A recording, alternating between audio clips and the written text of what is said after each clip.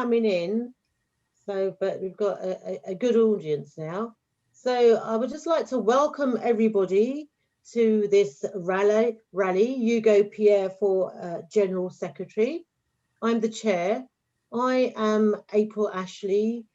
I am the branch secretary of Southwark Unison Local Government Branch, but I am speaking in a personal capacity, and Hugo is also speaking in a personal capacity, and I'm sure everybody who comes in will be saying the same thing.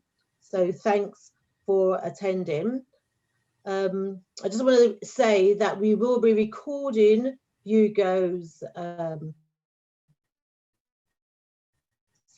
speech, but we won't be recording the discussion, so people should feel free to come in, ask questions and make points. You know, you won't be recorded, but recording Hugo's speech. And so thank everybody for coming. I think it's a really important time for us to be meeting. The Unison General Secretary election is being held at a really, I think, crucial time for Unison members. We are now in starting a new national lockdown in England, and there's restrictions in Wales and Scotland. And this because of the continued rise in COVID-19 infections, continued hospitalizations and death. That's really going through the roof, you know, in many areas. And I think for Unison members, you know, there's a real fear out there, health and safety questions we're battling the management with. Also, you know, there's the job losses, you know, the coming redundancies that can be in local governments, and, you know, the closures, you know, that's coming forth. And, you know, the economy, we're in an economic crisis, as we can see. And we can all see that the Johnson government is just stumbling from crisis to crisis. They don't know what they're doing at all. And the shambles of test and trace, you know, is just amazing at the moment. And of course, one of the, you know, I think mistakes they've made is about not shutting schools and the education and colleges. And I'm sure Hugo will come in and discuss all the issues around that. But I think it's really important now the elections, because we need to see what, you know, what is Unison, what is the leadership of Unison doing about these issues? How are they protecting our members, and how are they, you know, campaigning, you know, against any job cuts, you know, going forward.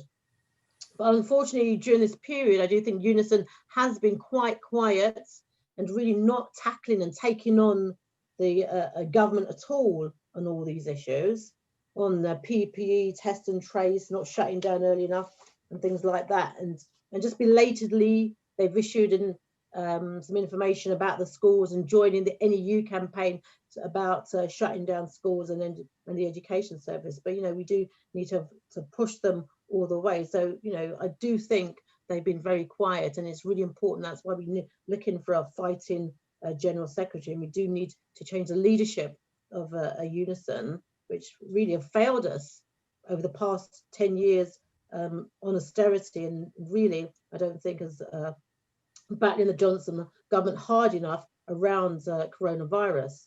And of course, I mean, obviously, you know, there's the issues of Labour opposition, or what opposition in Keir Starmer. It seems even worse than Joe Biden in America, who can't even beat Trump at the moment. So, you know, there's no Labour opposition to speak of. And I'm sure many people may ask questions around that, especially Unison's complete silence about what they've done, suspending Jeremy Corbyn. You know, it's just amazing that you know, Unison is completely silent on that, and actually have you know, Labour banned people speaking about it. So even we had a branch committee, and the Labour link person said he can't speak about it because of what's happened in Labour. And as I said, apprentices have been quite silent about that.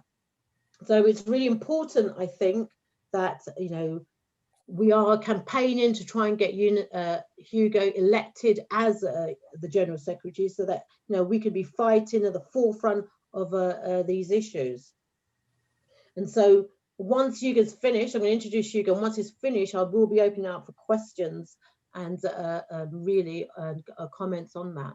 So I'm going to bring Hugo in now for probably just for about 20 minutes to, outline his program and what he's going to be thinking about doing about all these issues that we're all suffering under at the moment, and then I'll open up for questions and discussion. So Hugo, you can take it away. Thank you. Thanks very much for that introduction, April, and really welcome to everybody who's taken the time out to come to this election rally in lots of ways. Obviously, it's not just a rally, because you'll be able to ask me any questions that you want about any issues that you feel urgently require answering. But I think the issue and why I put my name in the ring to stand for General Secretary is because I think our union really needs to transform. It needs to transform into a fighting democratic trade union, a trade union that uses its strength and its power of 1.4 million workers to defend the position that we have in the public services, and to really learn the lessons of the last 10 years. April was absolutely right. We've had a failed 10 years of austerity. We've seen 1 million jobs lost in local government, for example. We've seen pay freezes across the public sector, where we had 20%, where workers' wages are worth 20% of what they were in 2009. We've seen the NHS cut and privatised to an extent where it's been disabled from dealing with this pandemic that we now face. A situation that should never have been the case. We've got the basis for a fantastic NHS, a fantastic health service, but the cuts and the privatisation have literally torn the guts out of it and meant that it cannot deal with the pandemic that we face. And of course, we've probably foreseen that over the way in which it's dealt with flu outbreaks over the last few years. But probably one of the biggest failures was the failure in 2011 to defend our pensions when public sector pensions were under attack, really as the first part of the austerity programme of the then Tory Lib Dem coalition. And that was a criminal failure, because we had 2 million workers who took industrial action. We had a public sector general strike, a strike that, if it had been seen through to its conclusion, would have meant that austerity would have been dead and buried at that particular moment in time.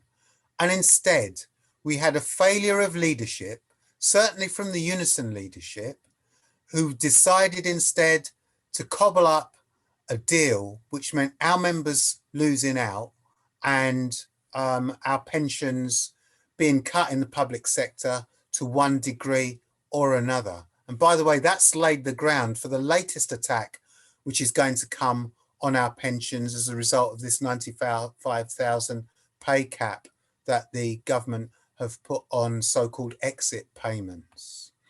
And our union is desperate for transformation if we're going to stop that same process being rolled out, not over the next 10 years, not even over the next 5 years, but over the next few months. We've got this COVID crisis where we've got a government that isn't managing the crisis. Instead, what they're doing is managing the news around the crisis. They've not put anything in place to deal with this crisis. And as April has said, they've shambolically lurched to a new lockdown, when all the advice that they were given was that they could have taken action before the half term, extended the half term holidays for schools, made it 2 weeks, possibly even 3 weeks. And that could have had a dramatic effect on the infection rates, certainly in England. And of course, if other governments had followed suit around the country, it would have had an impact on the infection rate there as well. But they chose not to do that. And now they've lurched to a partial lockdown from tomorrow, where Schools won't be closed. They will be expected to stay open. And we believe that that is a major mistake. On Monday, I was in the National Schools Committee, where we had reports from the Northwest, where there have been areas of the country, schools in the country that have been shut down. There have been areas where there's been a lockdown since September. And that lockdown's had no impact on the infection rate because schools have stayed open. So the Tories have decided to lurch for that. And where is the criticism from the trade unions? Well, Unison, at that meeting, a number of us backed the position that we think schools should go back to the situation that they were at the very start of the lockdown, where schools should only be open for essential workers' children and for vulnerable children as well.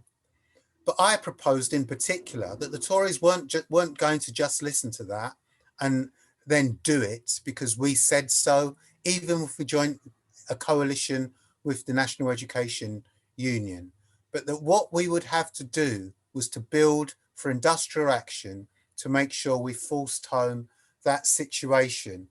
Now, I have to say there was quite a bit of sympathy for that on the National Schools Committee, but it wasn't agreed at that meeting. But there was an agreement to try and look at it at some stage again in the future if a whole series of demands that we outlined in the circular that some of you hopefully will have seen that's gone out from the National Union, that we would look at that again in the future if the situation develops. And so it's absolutely essential, I believe, that members feedback their experiences of what's happening through the union, whether it be on the Facebook page of the Unison members in schools or through the official structures of their union, to let the union know what's happening and that we need at some stage in the future to take action. And this isn't a government that is strong. Today we know that even in their own ranks there is dissension around the lockdown. And in fact, they're going to be backed up because they know that the Labour Party will support their position for this ineffective lockdown that they're going to propose. The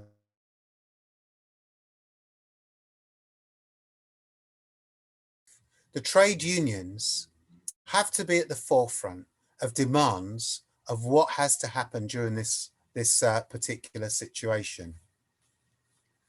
I hope you can all still hear and see me. I'm just getting a message saying my internet connection is unstable, so I'm hoping I'm still there. We've got a situation where we've seen them now having to be forced back to pay the 80% for furlough payments. We've seen that they've been forced already to make sure that they make payments for school children on free school meals in particular previously. And that campaign is continuing to make sure that they're forced to pay for free school meals over the next set of holidays that are coming. Marcus Rashford is obviously, I'm hoping, leading United tonight and not leading that campaign as it goes. But we've seen really a heroic response from him in the campaign that he's led. But the trade unions should be absolutely at the head of a campaign like that and not being led by the noses on that. But what's the issues that we should be talking about in the trade union as well is making sure that workers decide on workplace safety. In schools, we know that there is case after case of staff falling victim to this virus because schools are not COVID secure. And that means that the safety of our members is not being secured by the government guidance, and we need to step up and make sure that we put in measures that make sure that our members are safe in the schools where they're working and in all other workplaces as well. Figures are shown again from the Northwest. There was a sort of a guesstimate made that something like 60% of the cases in school that related to staff were of support staff, and something like 40% were teachers. And that obviously reflects the balance that our members are the ones that are having to get up and work more closely with children, particularly those with special educational needs. But a lockdown in and of itself is not going to end the crisis for COVID. The Tories have turned at every stage to privatisation to deal with this pandemic, whether it be PPE, whether it be ventilators, test, track and trace. And we have to be demanding, the trade unions have to be demanding. And if I was General Secretary, I would make this a key point.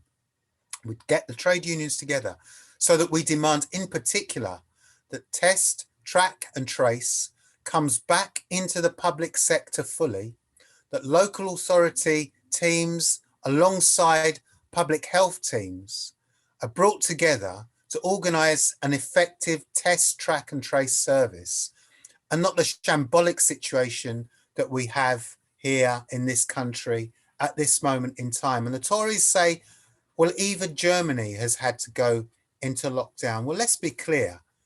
In Germany, where they've dealt with this pandemic slightly better than they have in this country, it's not to protect their health service. They've brought it in to protect, they've brought lockdown in to make sure that test, track and trace can still remain effective and efficient. And we haven't even got to that stage yet where we have an effective and efficient. And it's absolutely crucial that trade union leaders call for that particular measure alongside full pay for any worker that has to be isolated because they're at risk of spreading this disease. And it's no wonder that because Black members and Black workers have been disproportionately affected by this pandemic in terms of deaths and serious illness, that we saw the fantastic Black Lives Matter movement, particularly of young people, many of whom probably aren't in a trade union, but coming along to demonstrations, particularly big demonstrations in central London and demonstrations around the country to make sure that they made their voices felt about making sure that there was an end to the disproportionate deaths of Black people as a result of this pandemic.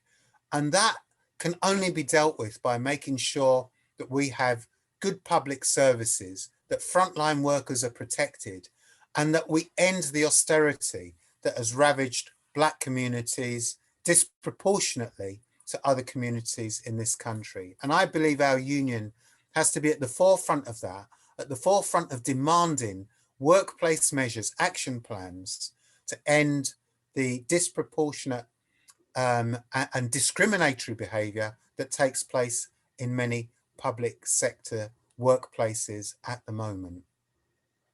And we have to pay special tribute to our members in the health service who've literally put their lives on the line to deal with this pandemic. And what have the government given to them as a result of that heroic work that they have been doing and will continue to doing? They've given them absolutely nothing.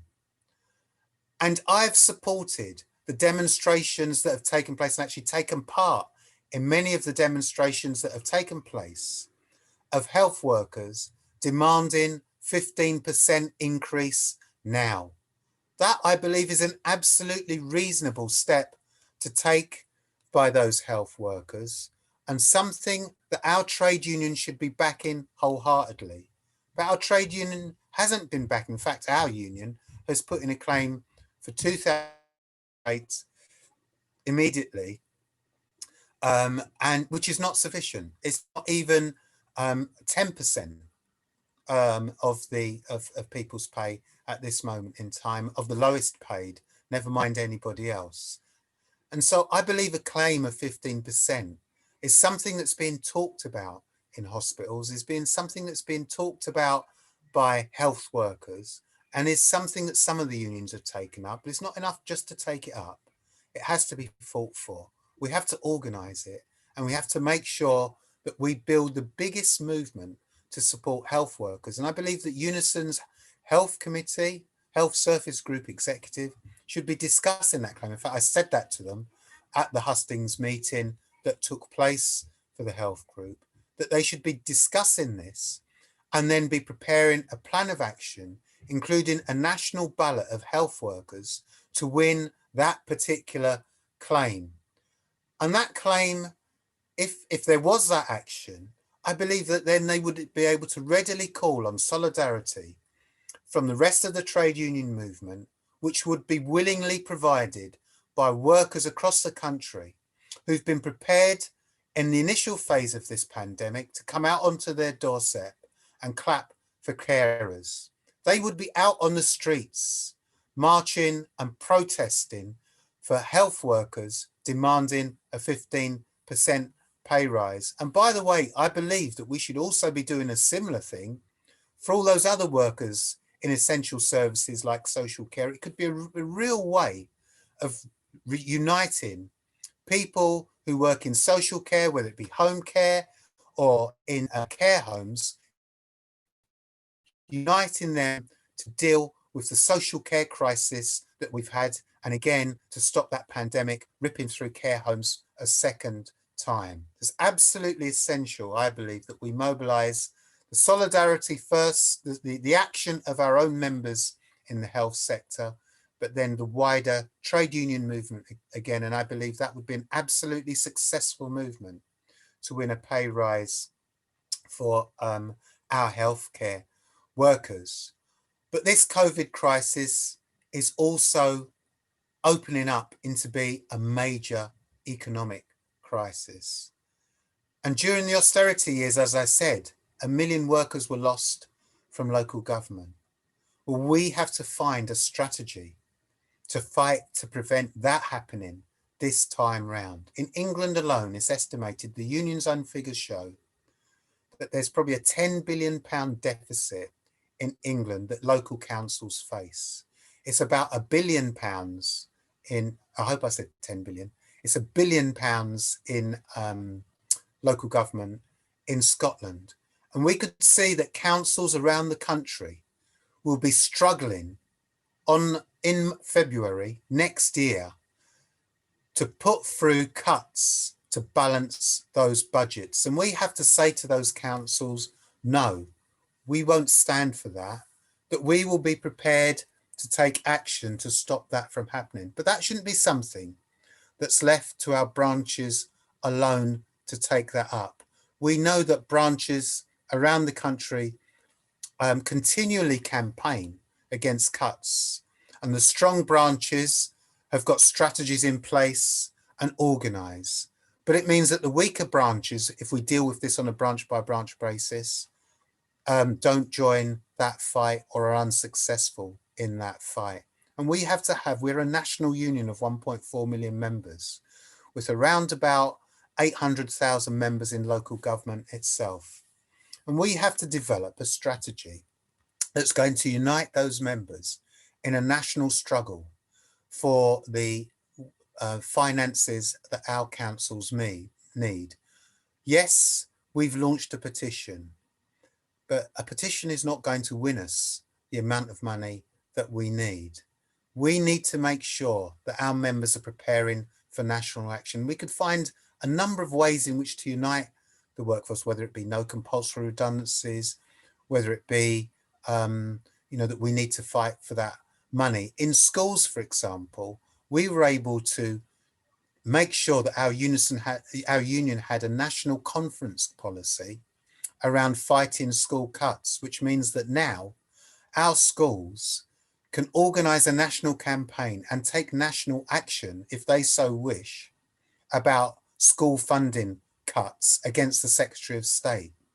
And branches have been trying to get motions onto the local government conference agenda around taking national action and finding a lawful way for our branches to have national action around local government cuts. And they've been ruled out of order by unelected, on the advice of unelected lawyers in the union who say that it's not, it would bring the union into legal jeopardy.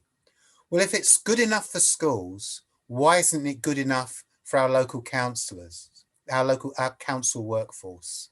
And I'd have to say that if I was General Secretary, I would find whatever legal resources we need, even if I had to go outside and pay for it independently myself, to get the legal advice that we need to make sure that we could have a trade dispute with the Secretary of State, Robert Jenrick, around this particular issue, to make sure that we could take action, national action, around council cuts, and then have a fighting chance of winning back that £10 billion we need in England, that billion that we need in Scotland, and probably equivalent sums proportionately in Wales and Northern Ireland too. But I also say that we need to be joined in that struggle by Labour councillors in particular, and SNP councillors refusing to make cuts in the council chamber. A joint campaign on that basis would frighten the life out of the Tories and make them concede to our demands. But even on that issue, we've been unable to debate and discuss that in our union local government conferences. And I think that's absurd, that we can't discuss demands that could win for our members the resources we need to defend our jobs. And we have to be able to debate this in our local government conferences. It does bring me on to the question of the Labour Party. Why is our union paying money over to Labour councillors who go into the council chambers and vote for cuts? Why is our union paying money to MPs to go into Parliament to vote for austerity measures? We have to stop that now. We can't continue with that. We have to make space in our union for branches, if they democratically decide to vote for people, local community campaigners, trade union activists who want to go into campaign on our policy, want to stand on our policies in the council chamber or in Parliament. We should be able to, our branches should be able to decide to do that. And I'd want to see a review of our Labour link so that it could be freed up, so that we could take democratic decisions at a local level to fund candidates that are going to stand and fight on our policies. And that brings me really to the final points of the programme I think we need to transform our union. And those are on the issue of democracy and accountability.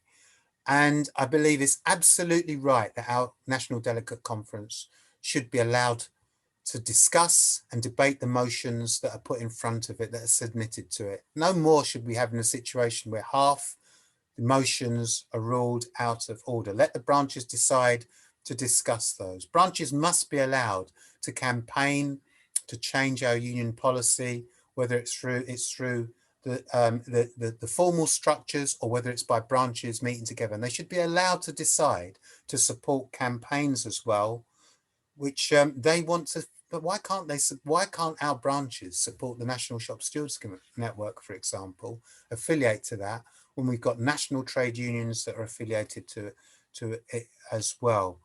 We have to have the election of full-time officials. And I believe that's got to start with the assistant general secretaries and the regional secretaries as well, so that we bring more accountability into our union and no more are they riding roughshod over the decisions our members take. I would support candidates in those elections if they stood like me on a fighting programme and on a worker's wage. And finally, I am standing in this union on a worker's wage because I believe in putting my money where my mouth is, and not just taking exorbitant sums of our members' subs money so that I can become the CEO of this union. That's not what I'm standing this election for. I'm standing this election to transform our union into a fighting democratic trade union that can stand up to the tasks our members face in the next 6 months to 5 years. Thank you very much.